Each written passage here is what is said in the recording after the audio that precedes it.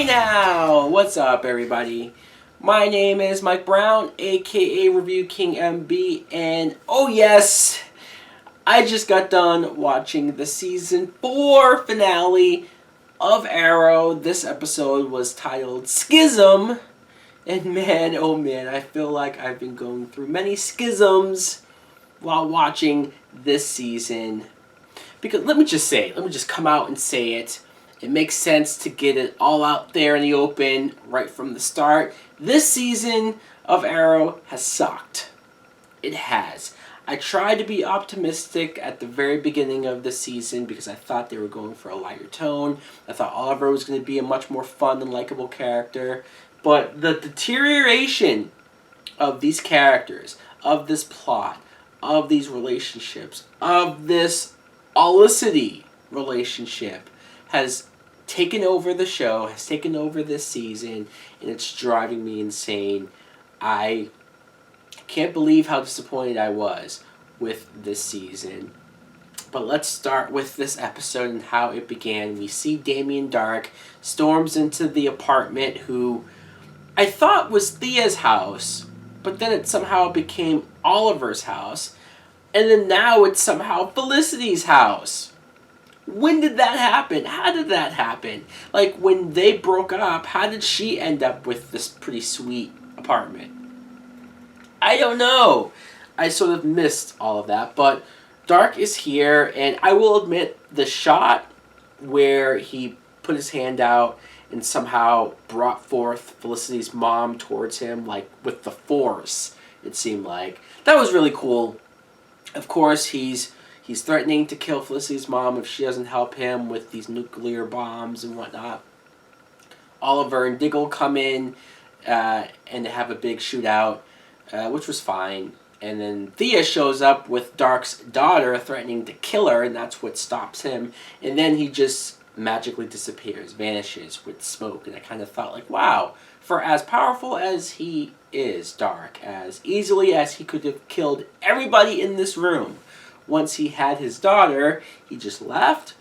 Felicity reveals that he somehow got the nuclear list, so now he can set forth his plan to blow up the world. I still don't understand why he didn't just kill them all there, but he didn't do it. I know we wouldn't have had an episode if he killed them. I know, I'm just talking about let's use logic in the story as far as why characters are doing things. We find out that because Darhk had that one bomb that killed tens of thousands of people, he's now all-powerful. He's so powerful that even Oliver can't compete with his magic, which there was an episode in this season that had Oliver Queen learning magic. See, this is what I'm talking about. This is what a good writer would do. A good writer would be like, okay, we have Damien Darhk, who's a villain that has magic. And that seemingly it seems like, holy fuck, Oliver Queen is just an archer. He's a guy with bow and arrows with some fighting skill. How is he going to compete with a guy with magic? Oh, I know. A good writer would make it so that Oliver Queen somehow outsmarts Darhk. Somehow out-strategize him. Somehow figures out another way to defeat him. But no, we had an episode where Oliver had to learn magic because magic is something that can be learned like that. Apparently, and it wasn't even Zatanna that taught him. Another strike. But okay, fine. So he learned that, somehow was combating the evil magic from him, but now he's too powerful, so Oliver can't do anything with it. I guess so that was a waste of time. Oliver learning this magic, a complete waste of time. It did no good. The quick, tiny, 30-second scene of Damien Darhk with his daughter and just the brief, nice moment that they had of her being afraid and him saying, oh, don't worry. She says she misses her mother. He says we're going to reunite with her soon. And the scene later on where Darhk is going off, spieling about how he's doing this for everyone. That he's, for his daughter, she won't live without her mom. She won't have to endure, she won't have to grow up with that pain. Or the pain of Lance without having his daughter alive, or the pain that Oliver's going through. The fact that he thinks he's doing this for everybody. It's like, why didn't we get more of this? Of his motivation, of why he wants to blow the world up. Because honestly, there came a point where it didn't make any fucking sense. They tried to do something in the very last episode, but we had 23 episodes of exploring this character, of developing this character, of letting me know why he's doing what he's doing. Now it just seemed like he was just doing whatever the fuck he wanted because he could, because he had magic, because he was evil. And that's what evil people do. It wasn't until his wife died, almost by accident, but courtesy of anarchy, that he snapped and then wanted to kill everybody.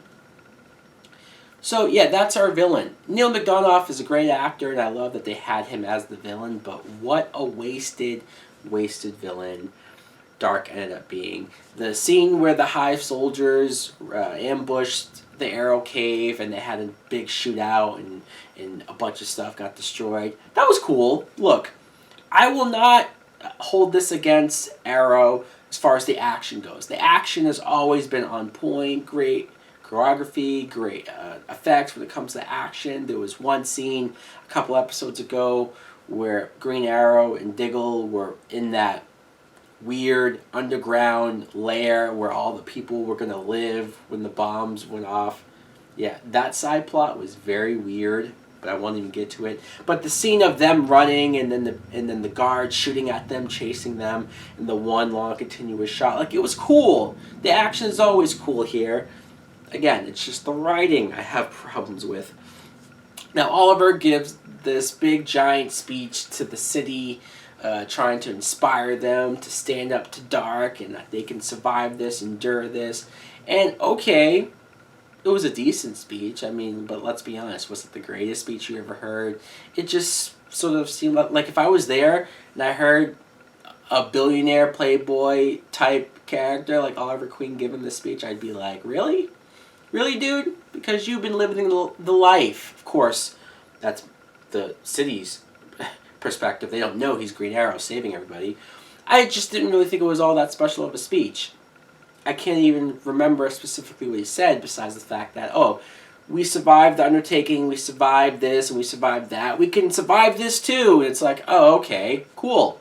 We can survive it. Felicity Smoke.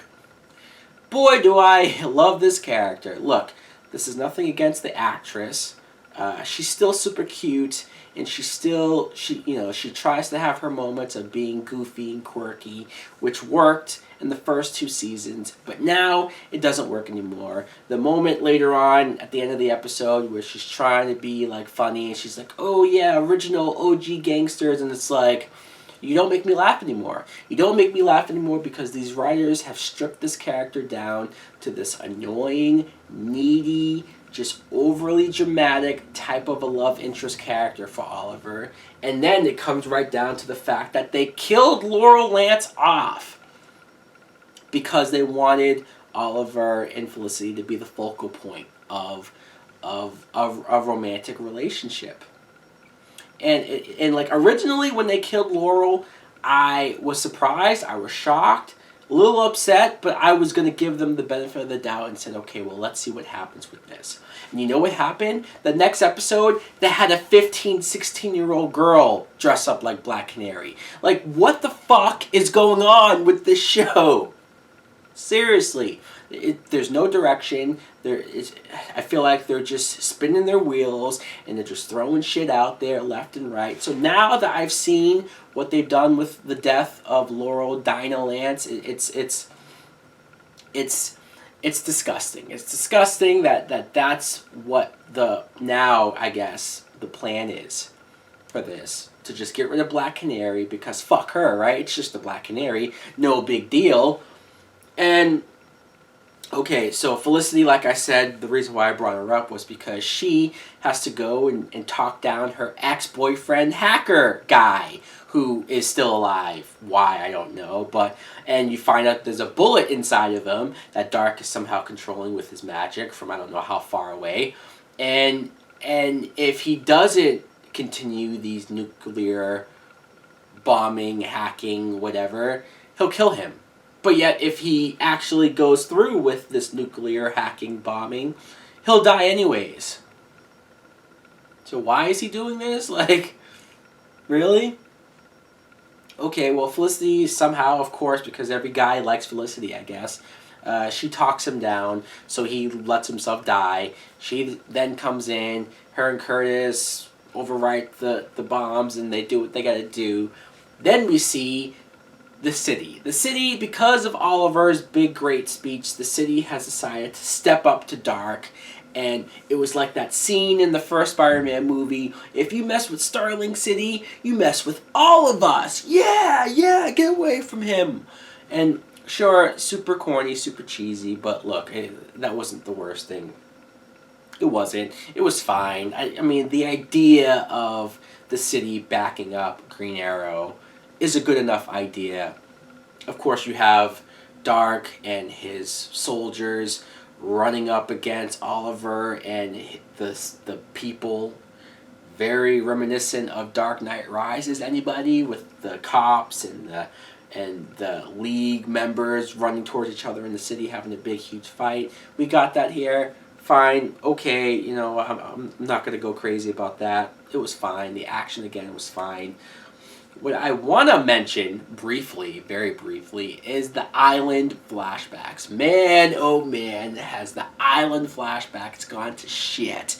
Remember season 1, the island flashbacks? Remember how interesting and compelling and how much I actually was invested in Oliver and Shadow, her father, Yalfet, and Slade Wilson? And then season 2, watching the deterioration of Oliver and Slade, like their friendship and his love for Shadow, and then Sarah Lance being brought, like all of that was fascinating, just as fascinating as the main plot of the actual, like, you know, timeline. But ever since season 3, where they took him off the island and brought him to Japan, and then now they put him back on the island and they're doing all this magical, mystical shit, I couldn't give a fuck less about this. And this woman that he kind of liked, but, I mean, did they like each other? Who fucking knows? That's how much character development was on the island, next to 0.0, and she gets driven by the evilness, and the other guy who had the magic and was evil too. Like, honestly, there were so many episodes where they would cut to the island, they'd say maybe like 2 or 3 words of dialogue, and then they cut back to the main show. And it's like, what was the point of going to the island? Nothing happened. This has been the weakest part of the show, this island shit. I don't care anymore about whatever the fuck they're doing. I don't care about him on the island. Stop the flashbacks, please. You cut back to present day, and Quentin Lance decides to leave because I guess he got fired as a detective, as a cop, because Felicity's mom got on him about lying. So she was like, you better tell the truth, that you knew that your daughter was the Black Canary, knowing that it would get him fired. But yeah, didn't we find out, like, right after that Felicity's mom was lying to Felicity about her father and about why he left? Oops! Yeah, let's not talk about that, Felicity's mom. That's where Felicity gets her attitude, her personality from, her unlikable personality. A hypocrite. And then Thea decides to leave because she admits that she's going too far, she's losing herself. I'm like, okay, fine. And then Diggle decides to leave. It's almost like everybody close to Oliver all decided in this one moment to say, fuck you, I'm leaving. Now, I get it, especially Diggle too. He just killed his brother. I get why they're leaving. It makes sense. And I am interested to see possibly a season of Oliver Queen, Green Arrow, doing this on his own for once.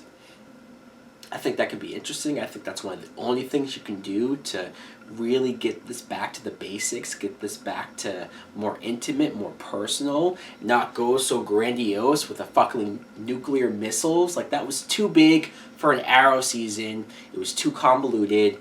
Maybe there was too many characters around. I wish they didn't just kill Laurel, Black Canary off, and so I guess this is better than killing all of these other characters off.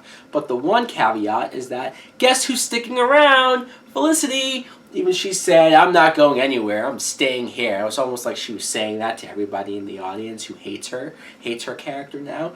I'm not going anywhere. Okay, fine. The very end of the episode, we see that Oliver becomes the interim mayor of Star City. So, hey, that's another thing that I'm curious about. I'm curious. Honestly, Season 5, it's going to come. It's going to happen.